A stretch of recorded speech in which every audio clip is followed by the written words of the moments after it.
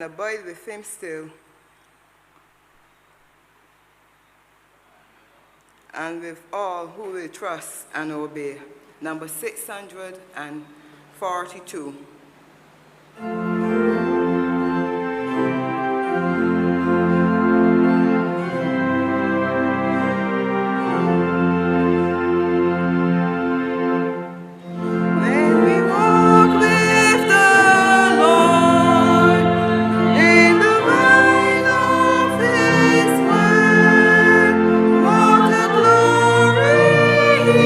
Shed on all men.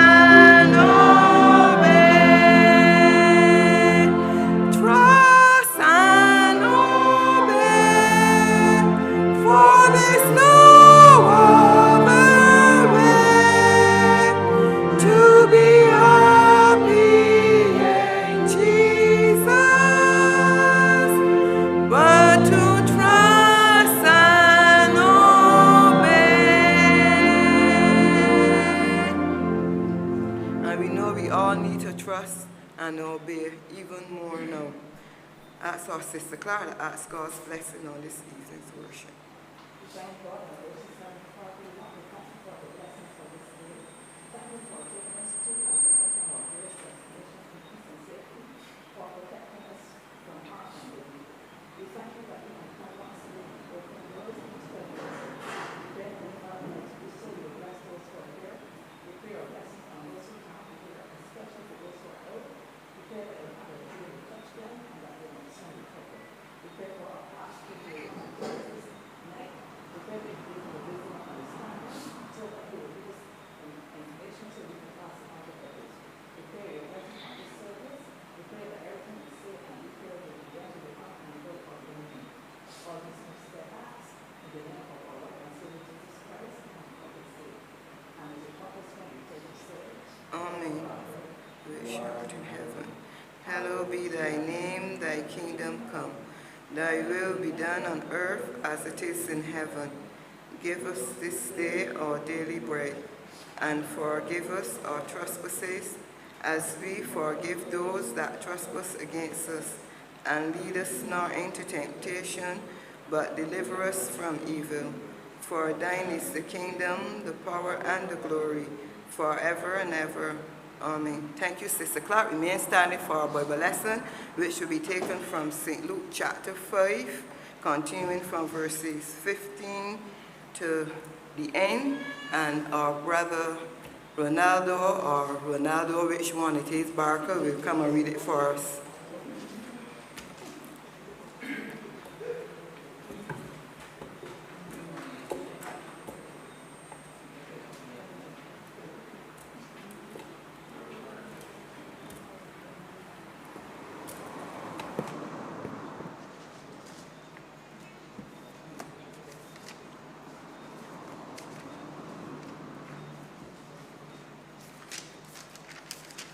Good night to you, church.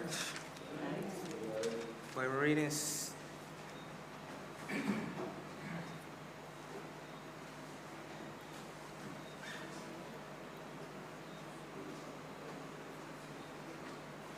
The reading is taken from St. Luke chapter 5, verse 15 to the end.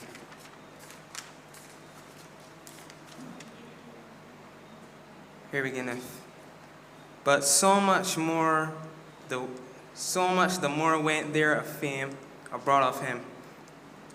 And great multitudes came together to hear and to be healed by him of their infirmities. And he withdrew himself into the wilderness and prayed.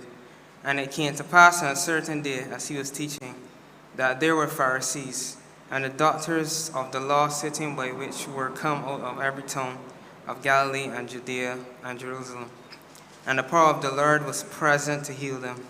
And behold, men brought in a bed a man which was taken with palsy, and they sought means to bring him in and to lay before him. And when they could not find by what way they might bring him in because of the multitude, they went upon the housetop and let him down through the tiling with his couch into the midst before Jesus. And when he saw their faith, he said unto him, Man, thy sins are forgiven thee. And the scribes and the Pharisees began to reason, saying, Who is this which speaketh blasphemies? Who can forgive sins but God alone? But when Jesus perceived their thoughts, he answering said unto them, What reason ye in their hearts? Whether it is easier to say, Thy sins be forgiven thee, or to say, Rise up and walk? But that ye may know that the Son of Man hath power upon earth to forgive sins. He said unto the sick of the palsy, I say unto thee, Arise, and take up thy couch, and go into thine house. And immediately he rose up before them, and took up that whereon he lay, and departed to his own house, glorifying God. And they were all amazed, and they glorified God, and were filled with fear, saying, We have seen strange things today. And after these things he went forth and saw a publican named Levi, sitting at the receipt of custom. And he said unto him, Follow me. And he left all, rose up, and followed him. And Levi made a great feast in his own house. And there was a great company of publicans and of others that sat down with him. But their scribes and Pharisees murmured against his disciples, saying, Why do ye eat and drink with publicans and sinners? And Jesus answering said unto them, They that are whole need not a physician, but they that are sick.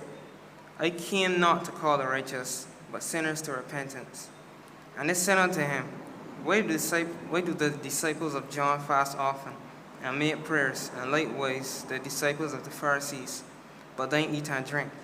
And he said unto them, can you make the children of the bridechamber fast, while the bridegroom is with them? But the days will come when the bridegroom shall be taken away from them, and then shall they fast in those days. And he spake also a parable unto them. No man putteth a piece of a new garment upon an old. If otherwise, then both the new maketh a rent, and the piece that was taken out of the new agreeth not of the old. And no man putteth new wine into old bottles, else the new wine will burst the bottles, and be spilled, and the bottles shall perish. But new wine must be put into new bottles, and both are preserved. No man also having drunk old wine straightway desireth new, for he saith, the old is better. Here ends the word of the Lord. You may be seated as we continue to sing number 669. Join this number. We bring our offering. Oh, my comrades, see the signal waving in the sky. Reinforcements now appearing. Victory is nigh. Hold the fort, for I am coming. Number 642.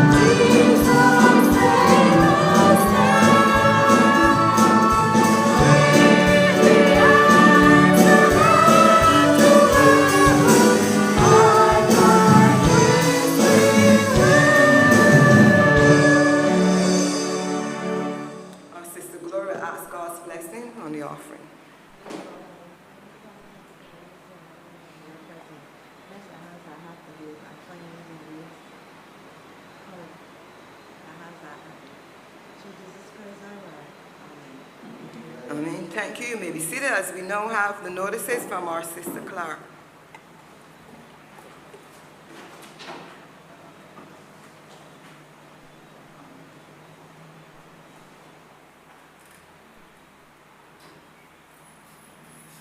A blessed good night to all. These are notices for the remainder of this week. No choir practice tomorrow. On Friday at 7:30 is youth service. 7:30 on Friday is youth service. Next Sunday, 9 a.m. is our Sunday school, followed by our morning's worship and installation of officers at 10. Those are the notices. I turn you back over to our sister, Katie Redman.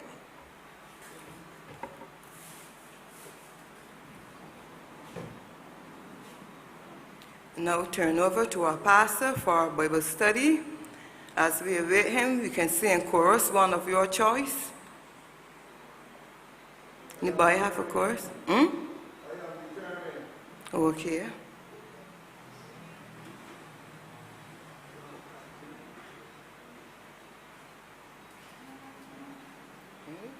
I am determined to hold on to the end.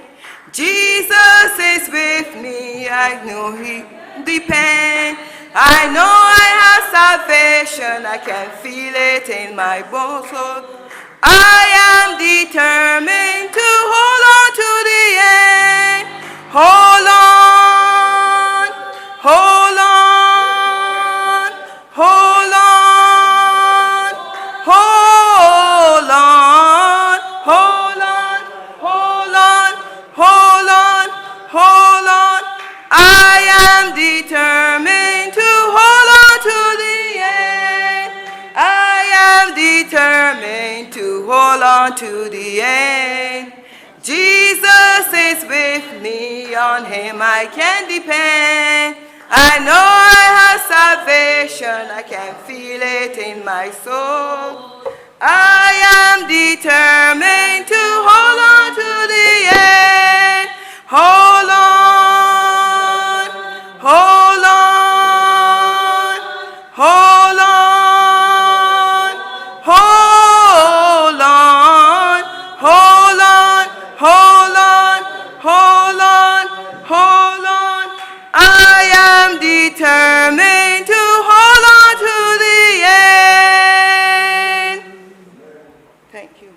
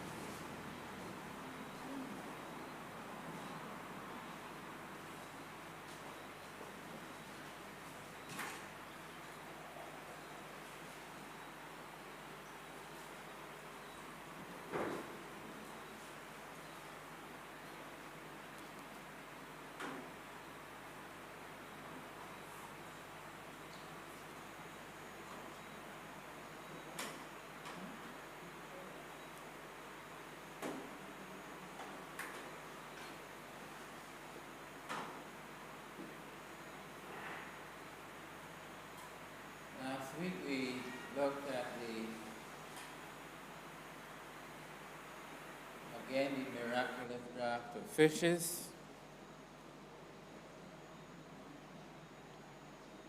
And when we finished, we ended up with Jesus cleansing a leper. Wait not upstairs to catch me.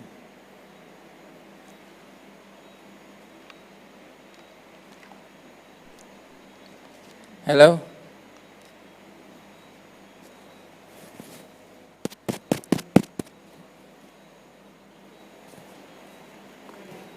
Hello?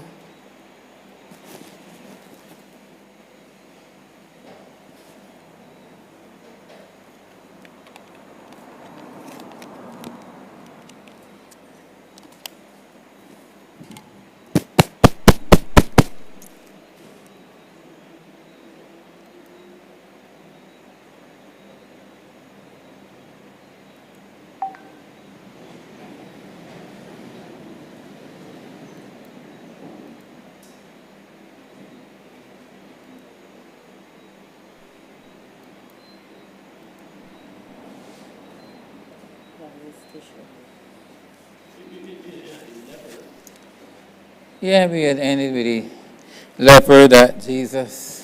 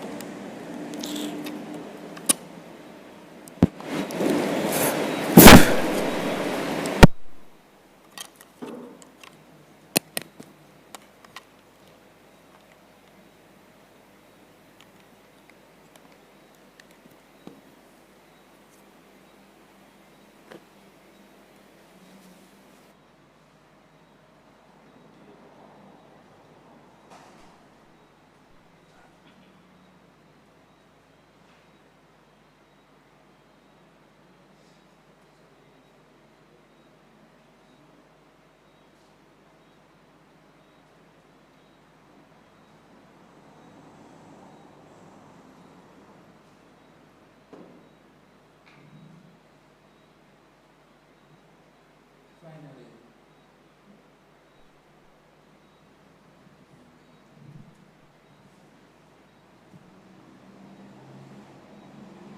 There's nothing that says that we have to sit 16 feet from one another.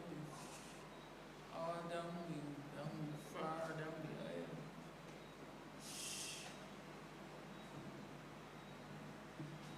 Anyhow.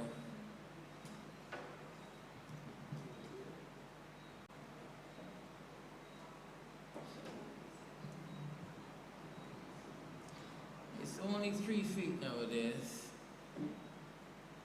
not 30.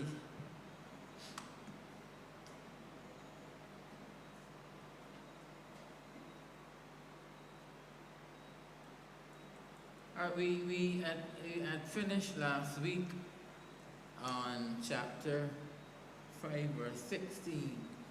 And the last point we were making was that when Jesus had done all of these miracles, he withdrew himself into the wilderness and prayed, which is quite uncommon for somebody who has done such great things. When people do great things, they tend to head for the advocate or the nation and get some publicity. But Jesus went away into the wilderness and he prayed. And all of what Jesus is doing, these are lessons that we can take.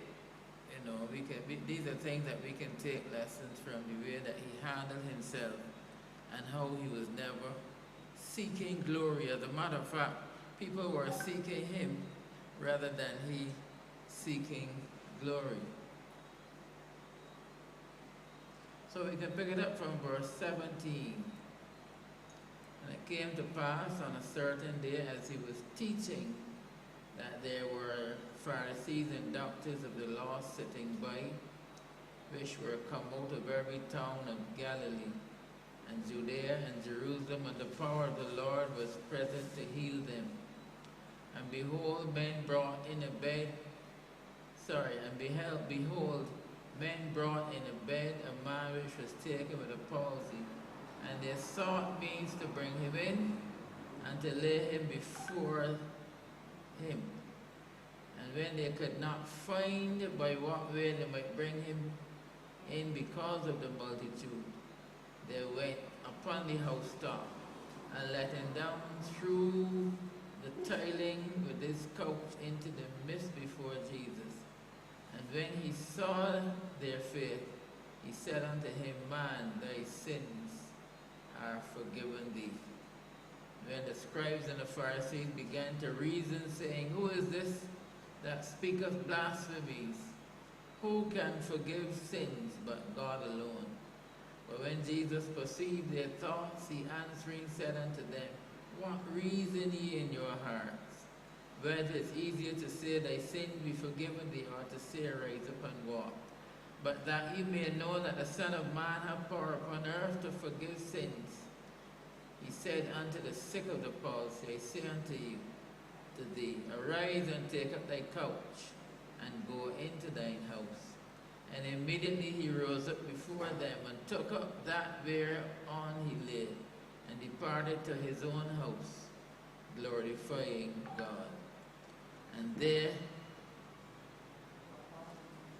there were all amazed and they glorified God and were filled with fear, saying, We have seen strange things today.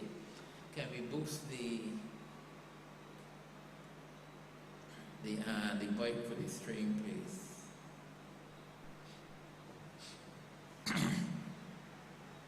People are having difficulty in hearing.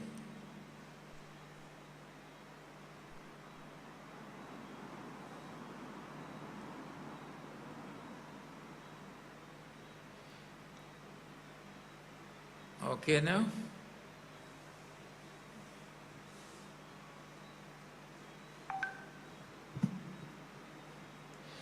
All right, now.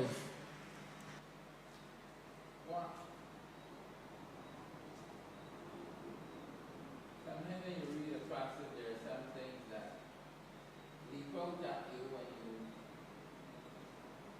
may want to comment on anything in that passage that strikes you as something that's worthy of comment.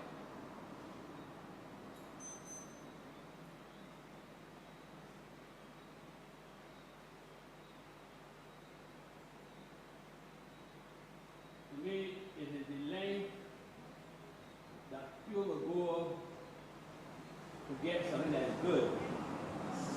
This situation where a man is sick. Other people will say, okay, we can't get the Jesus, let's go home. But these people decided that we can't get to one way. We go to the roof, and it reminds me of the Drapes. He was preaching a sermon from Ellis Road. And when he spoke about it, you had to actually see it. Man wanted him, and who can hear him? Jesus Christ. Where is Jesus?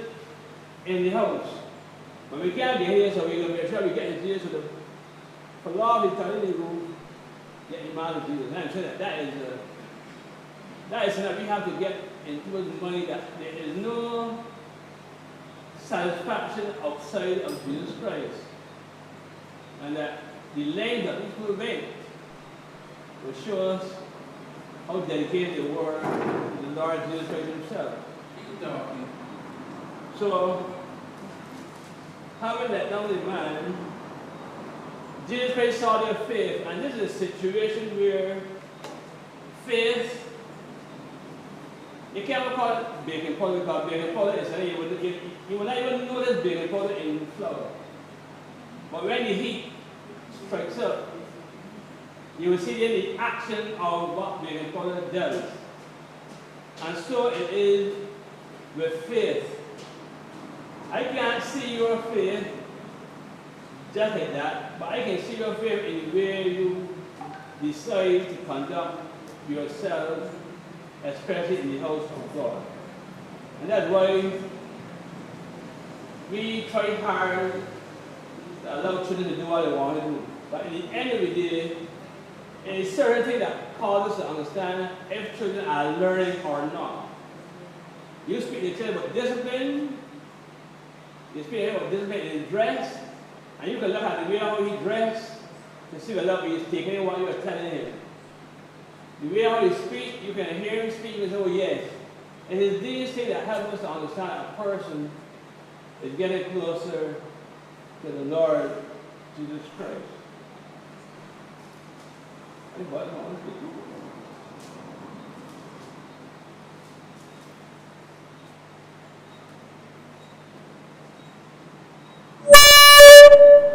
why is that speaking the something? There's also something else.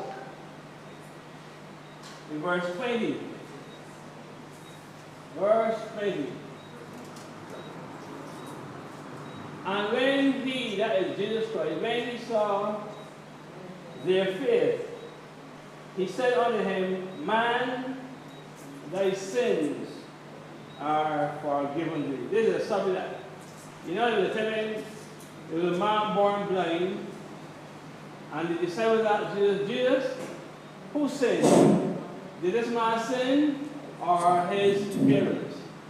And Jesus Christ said, neither of the two. But in this case, though, Jesus said, thy sins be forgiven thee. So that we have to take it because there are times when nations, when the world will go through serious problems because of their actions. Jesus Christ, for instance, said that when we fail to carry out his command, the earth itself can rebel. As we saw when Jesus Christ was on the cross, in the middle of the day, the sun shut down for 3 hours. The elements cannot understand how human beings can look at their Creator and act in such a horrible way toward Him. So the elements, the sun, the moon, the stars, these know that the friend of the earth is not pleasing God in the church. So there are times when sin can cause these things to happen. So Jesus Christ said, no, you say that your problem, your headache or your heart, or your palsy, whatever is gone. He will deal with the important thing. Man, thy sins be forgiven. Thank you. So what is the big thing about Jesus saying thy sins forgive me, be forgiven? Is there anything strange about that?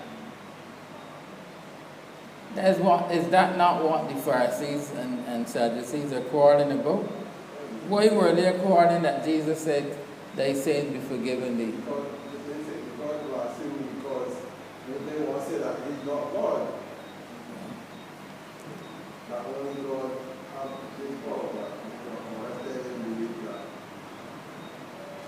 he is God.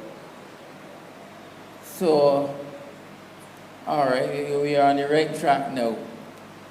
Who can forgive sins? Who has the right to forgive sins? Only God. Only God. This to show them that he is. So, you can understand why they were annoyed. All right?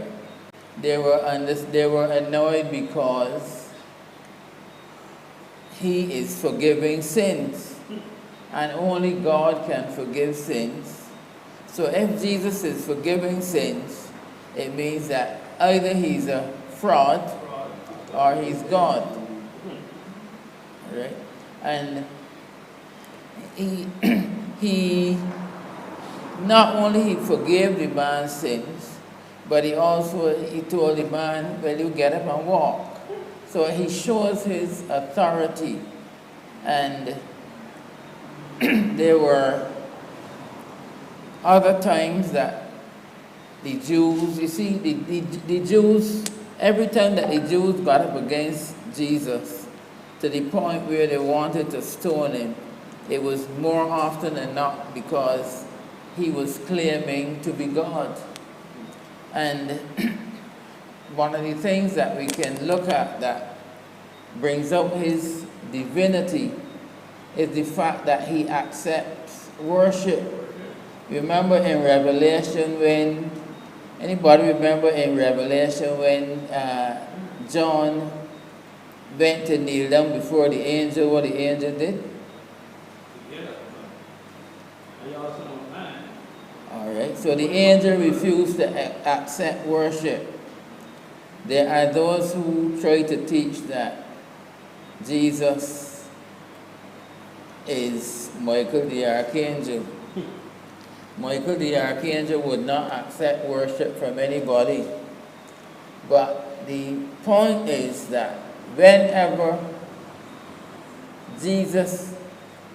people knelt before Jesus, he accepted the worship. And in accepting the worship, it shows that he is indeed God. And also that not only accepting worship, but he himself made it quite clear when speaking to Satan himself. Thou shalt worship the Lord thy God, and again, thou shalt worship the Lord thy God, and him only. You can say either God be God or fraud. But you see, in Isaiah, and unto the Son he said, thy throne, O God, is forever. So it shows all the time that Jesus shows off, if I should use that word, his divinity, purposely doing it. And Jesus, he knew that the scribes and the Pharisees were around. And then whenever he did these sort of things, they would get angry because they figured that he had no right to be doing these things. But he showed us that he's not a man. He was one sick Yeah. You know, he keeps showing all the time that he's not only fully man, but he's fully God. The fact that he's fully man is extremely important because God could not die for the world. It had to be a man. It had to be a man. Now, when I said to you recently that for those who love CNN, when Don Lemon said that Jesus Christ is not perfect, in a land which is full of so many great evangelists and televangelists, and nobody seemed to have taken him up on that. Jesus Christ is not perfect. And then the governor of New York, remember what he said? We did this. It is we who brought this virus under control. We did this. We had no help from above.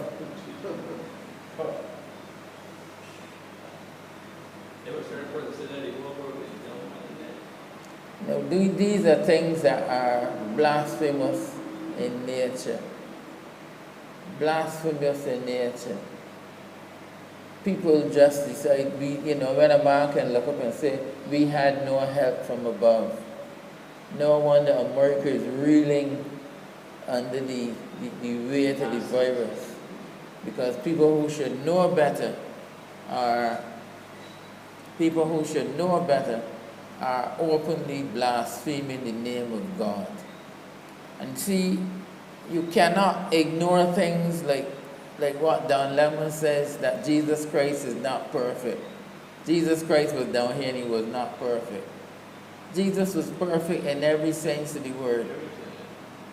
We can claim perfection too, but only in the sense of being mature. We can say that we are mature Christians. But the perfection that we talk about when it comes to Jesus means that he was utterly sinless. And only God is utterly sinless. So here, that is one point that comes out of it. And the other one that Evangelist Stephen mentions is the persistence of these men. They knew that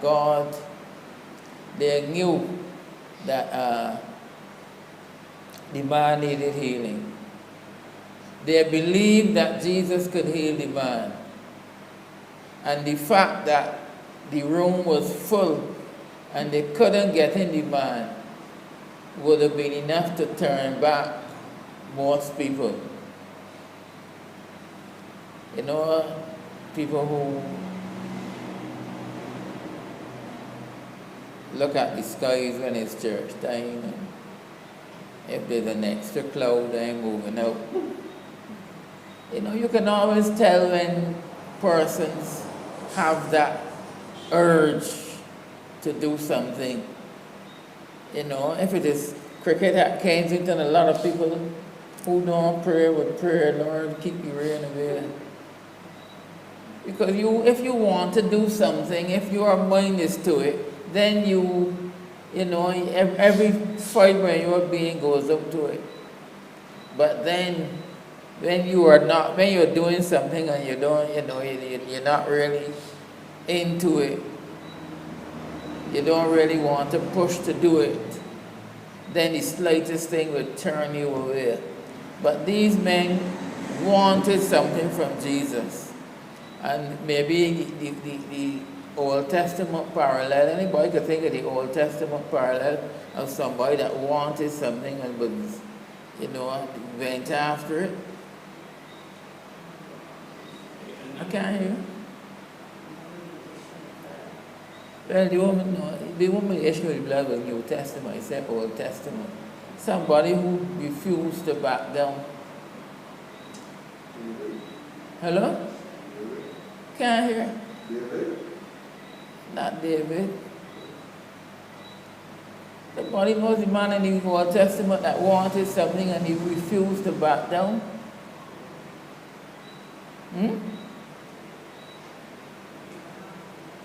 Hello?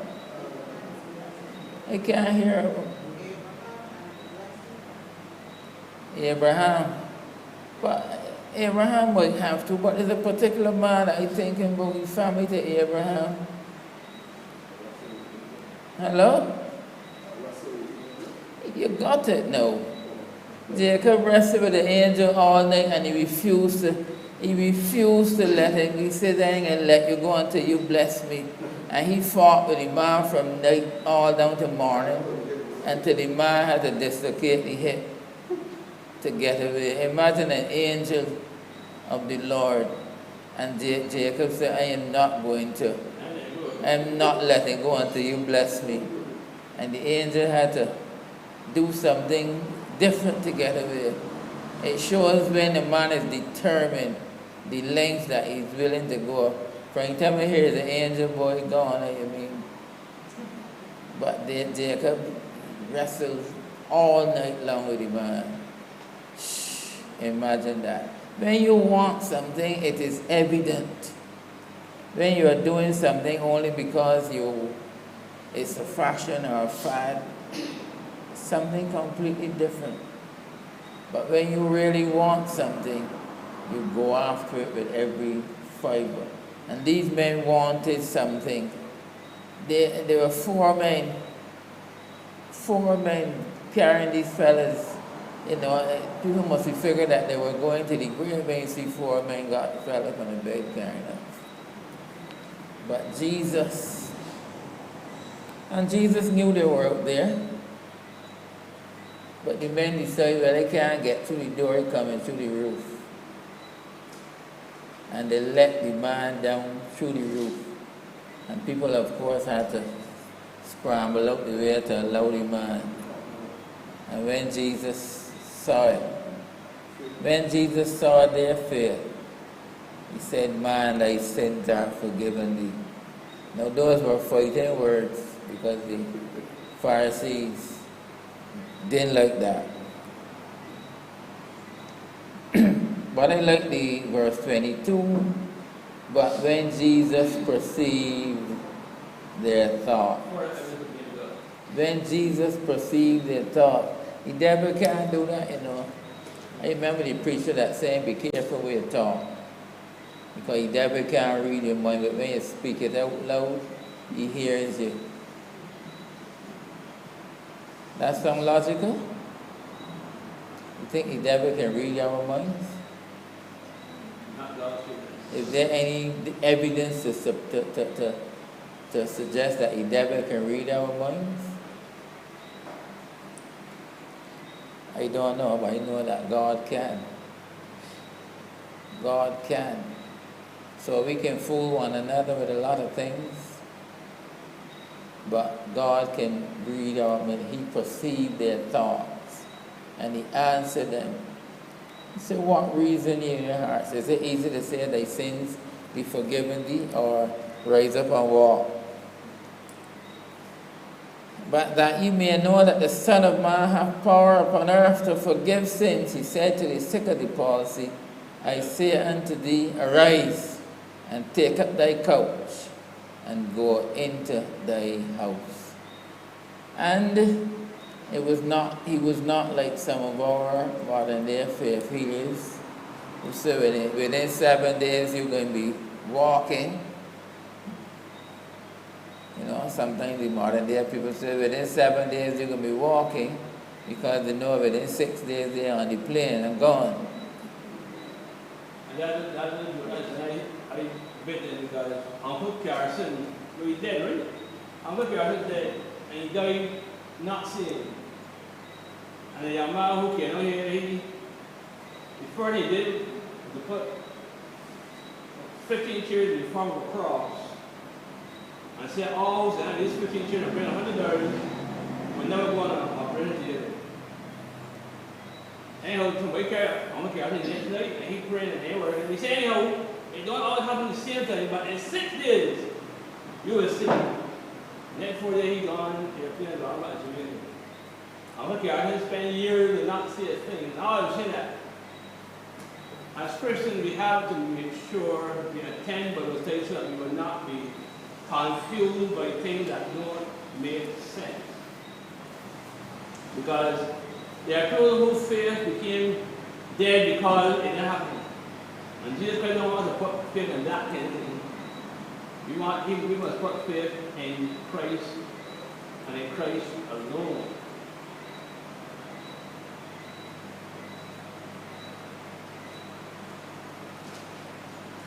All right. Verse 25, and immediately he rose up before them and took up that whereon he lay, and departed to his own house, glorifying God. I have said already that, and I'm sure Sister Law would know this. If my foot was in a cast, Brother Trevor, you would know it too. When your foot in a cast and they take off the cast, you don't start dancing about the place. You're going to get some therapy and walk with it, you know, and thing, and gradually ease back into. That's right. You got to do X-ray and all that. And Jesus, but you see, Jesus can see through whatever he wants to, so he got X-ray eyes too. X-ray vision. But I like, you know, and this is what, it is these sort of things that really get to people. Peter and John at the great temple. Man, there's for how many years? Is it 30-something? Check it for me. Years, he was there for years.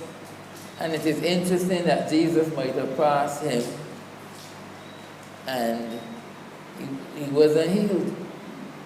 As a matter of fact, he didn't even ask Peter and John for healing. He asked them for money. Yeah. How many years was it? A certain amount there from one room was carried room, they did the gate, the temple mission called, he was out with them. And St. Peter and John, when the temple was out, but he was a man and he was laying from his mother's womb. Yeah. So it had to be a lot of years. And the man did not even ask for healing, he asked for money. But Peter, you know, the man asked for what he thought he could get. But Peter said, silver and gold have I none, but such as I have give I thee. And the man got up, and the man got up leaping and walking and praising God. So he had to get an X-ray, no physiotherapy, nothing like that. He was healed by the power of God, and when God does something, he does it. Remember, he healed the man once, he put the clay in his eyes and tell me, and the man said, tell me, and I said, man, what do you see? I see men walking on the streets. He said, no, you want another touch. Touched him again, and he saw right. Came across a madman. Not only mad, but he had madman strength. Because nobody could tame that man. And when they came back, when Jesus dealt with him, the man stayed in his right mind and fully clothed. You couldn't get, whatever they did with the man, they put chains on him and he broke the chains. And Jesus, you know, and this, everything about Jesus is so fantastic and different that when he touches you, you are well touched. So this man now in verse 25, immediately he rose before them and took up that wherein he lay. Now when I was in the hospital, and I think it was in the private ward for that operation, I think when Evangelist Stephen came to collect me, I took up my radio and my bag, and I looking to walk down the stairs, and the nurse shouted at me, get back in that bed. Get back in that bed. She sent for a wheelchair, and I had to be pushed downstairs. Wouldn't even let me hold a little transistor radio I had. And I had to go home. And when I got to the door, she said, well, as though she was saying, you are not my responsibility anymore, getting care. You know, so she made sure that when I left the hospital that I was in good shape. But in all of this, it shows us that when God does a work, he does it completely. I think it's something that we can look at there pertaining to faith. I think what really goes in that time, the only difference between that time and now is that their faith was so strong. I mean, because we will say, yes, we believe in God, when we trust God and we pray upon something, and then when it comes, like, suppose if I get saying, well, get you tomorrow, I know all the like, you know, going to stick a tongue on, or you get him, man, Lord, I know praise you, but as soon as dark comes the time. So I think that very faith makes the real. You see, no, that is first, you need to work on controversial in this sense, point that was made tonight. Because this man had no faith at all. He was not expecting, he fasted his eyes on them, did a verse 5, expecting to receive something of them. What are you talking about, You're talking about Peter and John. Right, so what I'm saying that, you know, there's some people who say that they don't have enough faith. What we're here saying that this man was not expecting what he did. He wanted some money. He just silver or gold. You ever seen some silver or gold? I went none. How much faith did Lazarus have? Lazarus did. The point was that God is using certain God. This is the time when we did not have a Bible. Peter, James, John, Paul, these men were used by God as apostles to put this, and Jesus Christ put it in Mark, that these signs shall follow them that believe. Because God was establishing this beautiful book. And everything that they did happened. Because why? Because God was conducting it. But he did not have enough faith. He was expecting some money. So today, people will I want them you. Maybe everybody say, yeah, but you have faith, bro, why not do that? When God does work, and remember, Bible says, when it comes to us being faithful or God, Bible says, but God is faithful. So that even in your doubt, you can have doubt, but even in your doubt, God, who is going to do something for you, because he said that even before you come to him in prayer, that he already knows what you have need of. The finance and not really. But But look at it this way. Right. And you always hear pastors say, when I really look at it, I say God really want it. I say God really want it. You know, I say I put a leg right. Iron. Why you went right? You ever see oxide floor? I mean, it's just stick or something. Until you put stick in water. I mean, come on. In reality, you will ponder upon that there. Yes, you know who you're dealing with, but I mean, so it's not, I don't feel that it's not that they really doubt that God can do these things, but I mean, when you look at these things and these marvelous things that he did, I mean, it's really so amazing. So you get paid in God. So as the pastor of scripture said, for faith is impossible. Please God. That's true. But we come into another miracle now. It's a different sort of miracle. Luke chapter 5 verse 27.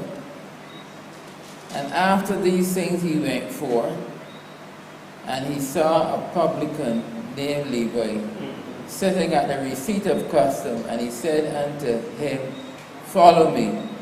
And he left all, rose up, and followed him. What's the miracle there? Do you know what a publican? A publican is a tax collector. As I said many times, a tax collector was like a ZR man in some respects. Brother Trevor, of course. But you see, I'll tell you why I say it in some respects. If a tax man was supposed to collect $10, right? So long as he handed $10, everything cool, right? But the taxmen in those days could get whatever they wanted. They were most of them were extortioners, right? But he still handed what he's supposed to hand. He handed the $10 that he's supposed to hand in. But he take 10 from you and 10 from her and 12 from her. And 10. So a lot of them were very rich because the Romans or whoever didn't really care how much they collected once they get what was theirs. You see what I talk about the minibus now of that there? So the owner says, such and such is mine. Everything after that is yours. So that was the sort of man. So the miracle in this is obvious now. A man who lives for money, and he is collecting money. Now let me get back to ZR man. Brother Trevor, sorry. The road full, and every trip you make, pop. All right? And you were running from morning, it's 12 o'clock, you can't stop to eat. And somebody tell you come off the road.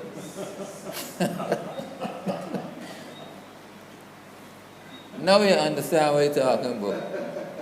Now you understand what you're talking about. If you're fighting from morning, you gone down town with one person, you come back up with two, you fight and get another one going down. You know how to experience with that when you do it coming down, but you study. Oh. I want to do one while they weren't here. And the people there, they really care. I don't know what it was very technical. Well, you understand what? You understand the miracle that is happening now. The tax collector, the tax collector near Levi, collecting money, things flowing, and the Lord said, "Follow me." Now this is an example for us. You know what?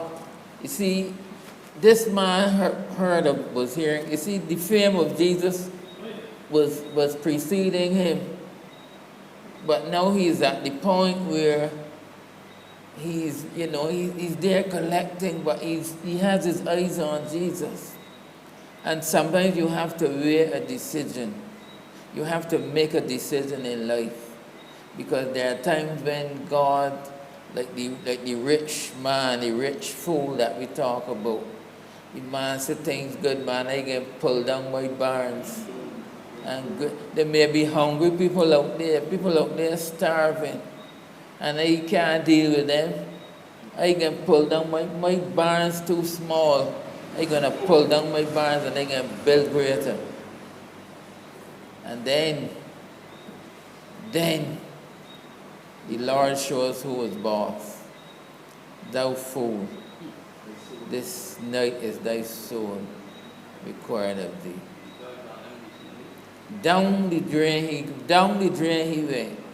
He left all that he had. Now, Levi left what he had and followed Jesus. This man could not even leave. This man could not even say, well, look, maybe they got some lepers out there that hungry. Nothing like that. All he thought about was, I am going to pull down my barns, build greater. He said, if you think of the words, he said, I have enough laid up. I got food laid up for many years. So if COVID had come and caught him, he could eat for a year without going to the supermarket. But when the call came, he couldn't tell the deaf angel, well, hold on, let me give it on. And we have to. In our lives, there are times that we can hold on to things too. We can hold on to things and they become so dear to us that we can't leave them. We can't miss out on this and we can't miss out on that. You know, which of us here that got $100 bills sharing out in town and you on your way to Bible study? Man, I got Bible study next week, man. But this is something new. And the temptation is always great to go after. But how many people that had $100 bill and went to the supermarket? You come back home with a $100 bill, you got a few goods. You know. I remember when in 1979, when we were married, and we lived in Kensington New Road, and we went out and bought $80-something in goods, and it fought the two of us to get home. $80-something in goods, imagine that. We could not get, we had to fight with all the bags and things to get $80-something in goods. But now $80-something may get you talking about. So things change, but the point of all of this is that it depends on what you put your mind on. And when you put your mind on things that are temporal, and by temporal I mean that it's for a time. And if you want to know what is for a time, just look around you at all the things you can see. Everything that you can see is temporal. It is for a time. You know, I can carry back my mind 10 or 15 years back, and I can see the church looking so much different. But where are some of the people that we saw 10 or 15 years ago? They're gone. You know, a night like tonight, it would be difficult to keep Mother Springer home. Whether outside bleaky or not, Mother Barker can crawl out. Somebody else, you know, Deacon Mary coming, leaning on an umbrella. And there are many people who were here and now they're not. Because, as I said, if you want to know what is temporal, open your eyes and look around. And then take the money in your pocket and look at it. You can see it, it means it's temporal. It is for a time. But God endureth forever. So when Levi heard the call, I don't even know if he tell anybody, well, hold that money there. He left it and followed. These are the sort of people that Jesus can use. Those people that are going to leave all and follow. Sometimes we are flooded with excuses that sound good, but God, because He can perceive our thoughts, He always knows the difference between an excuse and a lie. You think everybody that's here tonight ain't got a pain somewhere? Ain't got something that got them feel as though it's best for me to lie down tonight? There are times we have to leave all and follow. You got to leave the money, leave everything. He left the job. But Paul 41 on the way to Damascus, he had a job on the way to Damascus, and he fired the job and he called another man Lord. You see, when Jesus calls, it's a call that anybody with common sense, with wisdom, do not. I hear to it because everyone calls me that. Because the people that basically the people that say, man, you get your call, man, I don't get some money. I mean, because I let me call it the country, the strangest thing, the strangest people, or you know, they spectacular thing, or you hear this voice calling you, they come do whatever you watch on TV, you get a message right there. Next thing you see that person, tell that person that God already sent a call, John 2:16. Right? I ain't going to be able to call it, but better tell you up. Because this is me. In January 2020, over 500,000 people who were alive then never believed that they'd be dead now because they got COVID. Millionaires, they got millionaires, all kinds of big shots. 500,000 persons. That's right. Just like that. And Jesus might repeatedly tell us that we don't know when. So therefore it's important to live for Him. You see, next time, Brother Trevor, make sure you got Matthew 11:28 in your pocket. And anybody that said they're waiting for a call, can we have Matthew 11:28 on screen? Anybody that said they're waiting for a call, pull out that verse and give them.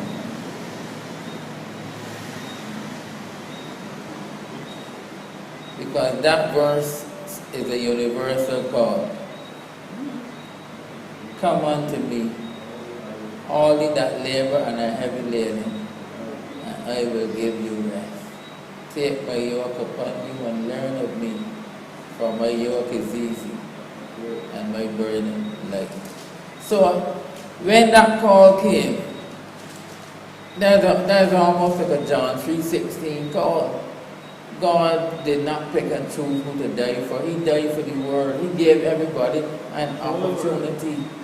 So that come unto me is not just for Levi. When Peter and John got there, another gospel said that they left the nets, they left the livelihood and followed Jesus. So here, as I said, is a miracle as big as any when a tax gatherer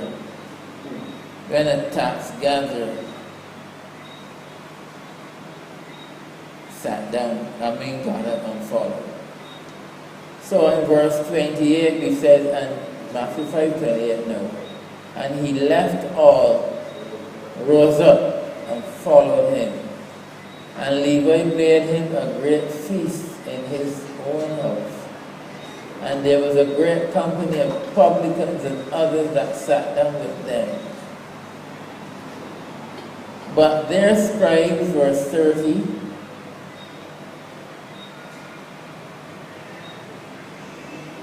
but their scribes and Pharisees murmured against his disciples, saying, Why do ye eat and drink with publicans and sinners? Now, that's a foolish question, you know. Imagine you see a doctor, you tell a doctor, but you don't move around and sick people. You know, that is that sort of question. Well, you don't stop them sick people from coming in your office when you morning come. But doctors live for sick people. Not that I would not go as far to say that doctors live to see people sick, but they make their money off sick people.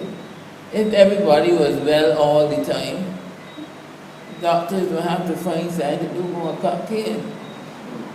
But people get sick, and therefore doctors have to be there. So you quarreling because Jesus is eating with publicans and sinners, and forgetting that these are sick people. These are people who are spiritually sick, and they need a Savior. So how is he going to withdraw himself from them? So that is a foolish question. And every time something good happens, they find something to put it. So verse 31, and Jesus answering unto them, and Jesus answering said unto them, they that are whole need not a physician, but they that are sick. I come not to call the righteous, but sinners to repentance. I mean, today's doctor will take some money from people that well. He will take money from people that well too, but he will call you in and say, well, come and get a checkup, Brother Trevor. You know, you've been driving and working hard for the longest time, come and get a checkup. You know, and he will put you through all the things, and for a small fee, and then, you know, if everything is right, he tell you to go home. But it is the sick people that upkeep the doctors, especially women, because the men frightened to go to the doctor, a lot of them. But the women will go to the doctor all the time and get treated. But men tend to go out when they are carried. Some men. But Jesus is saying plainly, they that are whole need not a physician. You don't need a physician if you're whole. He says, I come not to call the righteous. And here was a swipe at the Pharisees. I did not come to call the righteous. At other time he told them, look, y'all, because you don't need me, and you feel you're all right, you're going to die in your sins. So Jesus was plain when he spoke to the Pharisees, and he was harsher on them than anybody else, because they are the persons who knew the law. They were the teachers of the law. And whenever Jesus did something that was good, you know, the man comes to Jesus, and he not only comes to Jesus, but he brings his other tax thing and have a fee. In other words, he puts him in a place now where Jesus can talk to them and where they can sit at the master's feet. Because it is like, man, this food too sweet, I can't eat this alone, I have to bring in some people. And he brought in his friends, and Jesus was able to minister to them. So, when we look at the way Jesus operates and we compare it with the way the Pharisees always got something to quarrel about, fretting over all sorts of things. He said, how come he could be forgiving sins? Who he think he is? The man that was, whenever a man is healed, they got something against it. If it's in the Sabbath day, when the time, man, give God the glory, but they didn't realize that giving Jesus the glory was giving God the glory. But I think Levi is a man that we should really ponder over. The way he got up and left. There was a woman did it too. She went for water, and when Jesus taught her, she forgot the water pot. I don't know how much a water pot costs, but she had to pay some money to get it, I believe. But when Jesus spoke to her, she ran, left the water pot. I don't know if she had come for water, to bathe or to cook or what. All that went through the door when she met Jesus. Isn't he a glorious and a beautiful Savior? Amen. This is, the more you read about the life of Jesus, you can't read it without being inspired as you understand the power that there is inside of him. But as I said from Levi, we could take the fact that he was rich, but he left everything. And number two, we can take from him that he wasn't satisfied to have Jesus for himself. He told his friends, come. He bring a feast, people like food, so I come bring. And now you can hear what Jesus has to say. So that is, Levi is a good example for us. Not only you get salvation, but you reach out to your friends and tell them, come. Like David, oh, taste and see that the Lord is good. Blessed is the man that trusteth in him.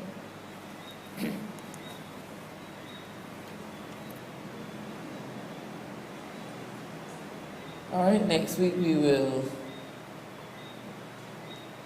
wrap it up with the last 33 to 39. And we'll be talking about putting oil in your bottles and all of that. So I'll continue to, as I said, continue to study, in the Bible. As we did at class this evening, the Word of God is good enough to make us wise. Wise.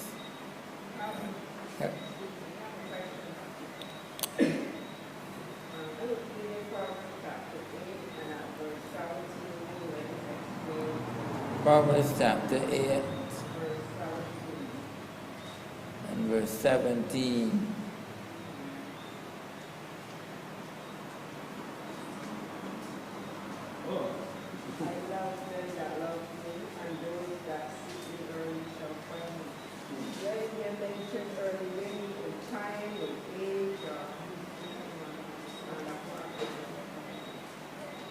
He said his verse, 17, yeah. I love them that love me. Was it David that says early will they seek thee? This is the passage that Job is especially to use, but misusing it. It's really wisdom speaking. It is wisdom speaking. Wisdom is better than rubies. That's not wisdom crying, understand? And it says she's standing at the top of this wisdom speaking. God who loves me. The fear of the Lord is the beginning of wisdom. So they use passage this Job, they use passage king of Jesus and Jesus. This is wisdom that is speaking. The caption at the top of this verse is the blessings of wisdom. Does not wisdom cry and understanding put forth her voice? She standeth in the top of high places, by the way, in the places of the path. She crieth at the gate. So it's what you call a personification, where you you speak of something that is lifeless as though it has life. You remember do that, when I remember the old guys when they fix the engine and the engine purring, she sound good. So it is here now that the wisdom is being personified. So in this whole verse, the my and the I and all of them speaks of the wisdom. But the verse that the Jehovah used, this is very other. We know that Jesus Christ is from everlasting to everlasting. Therefore, that God created Jesus. So therefore Jesus cannot be God. And this is part of the verse 22. The Lord possessed me in the beginning of his day before his birth or before. I was set up from everlasting, from the beginning forever. You understand? And this is what is that God made Jesus. So then why do we already find his wisdom speaking to show that Jesus Christ cannot be God? Because he was created, he was made by God first. But of course, like we see in his wisdom.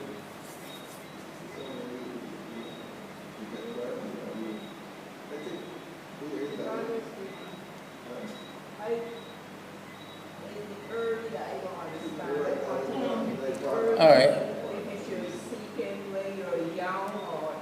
But it's not talking about any, it is wisdom that you're talking about. And the earlier you seek wisdom, the better it is for you. In that wisdom is really of God. Wisdom comes from God, and the Bible says plainly, if we want wisdom, we ask God for wisdom. So the earlier you seek wisdom, it is the better for you, because you do not, you see, look at it this way. Sometimes people come into the church and they stand up and say, man, I was bad as a young fella. I used to terrorize the district. I shot this person, the next person. And then I met God. And we look up to that person and say, I would like to be like him. But then we look, when you think back of the things that he did that would have hurt him in life. Because when you do foolishness, when you act unwisely then from young, it has repercussions on you when you are old. If, for example, a person was smoking from 8 or 9 years old, and then when they get 20, they say, well, I meet God, I done with that. The damage that was done doesn't always disappear.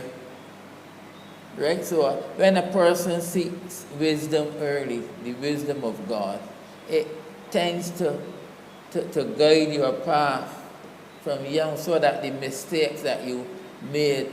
So sometimes when people start to glorify the foolishness they did, I ask myself a question. I mean, is that the right way to live? That you do all the foolishness in your young age and then you come to God after? Is that the right way?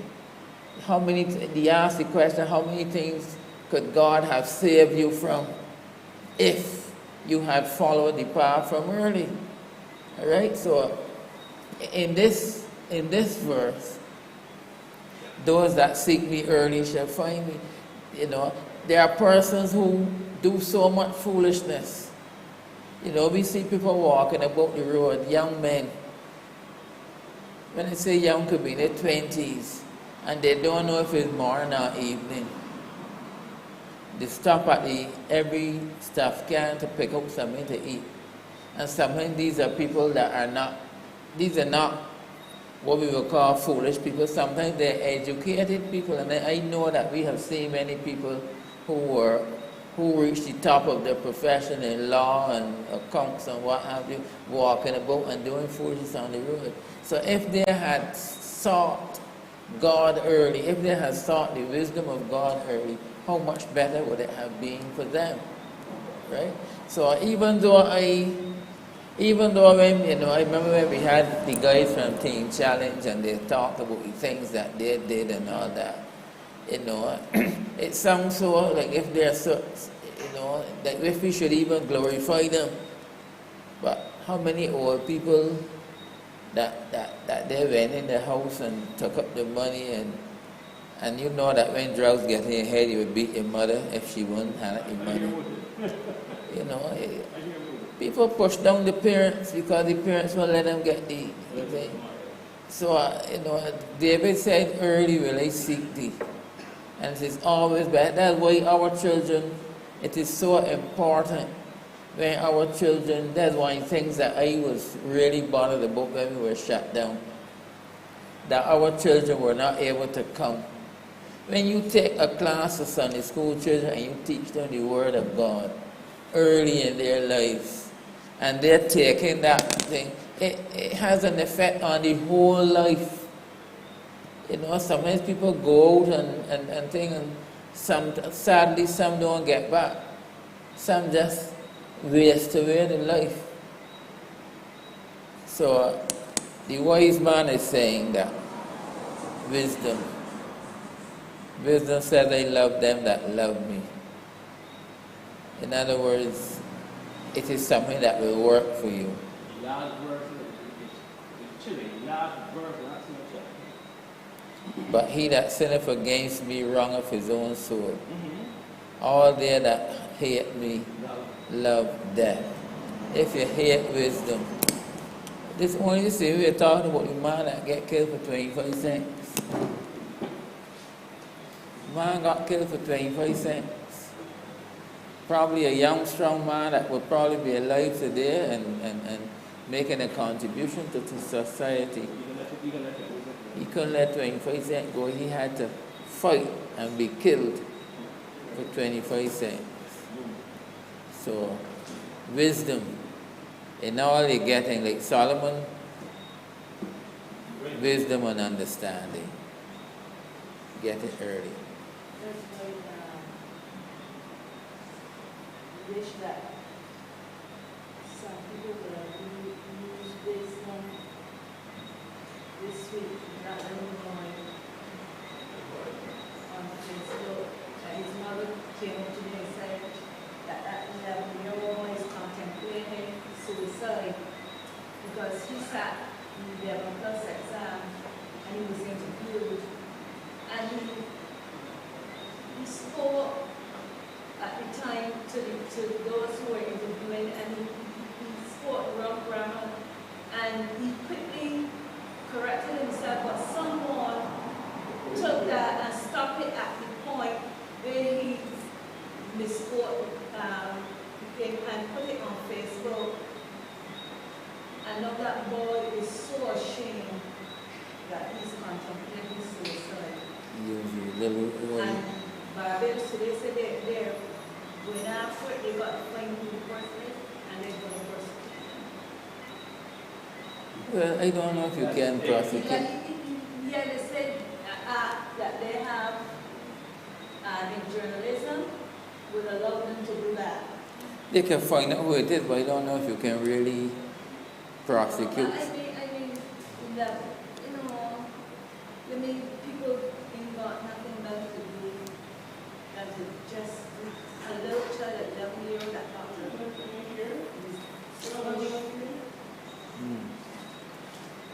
Anyhow, wisdom we need to prevail there. for those who don't know, her name is Francine Springer, who used to be one of our Sunday school children in Elliswood. I think she died. She used to be in Elliswood. Springer, Sheila's daughter. They used to live in Elliswood? No, I said when the church was in Elliswood, she used to come to church. She lived opposite here. She lived by Sister Gap, Mississippi. Yeah, I know.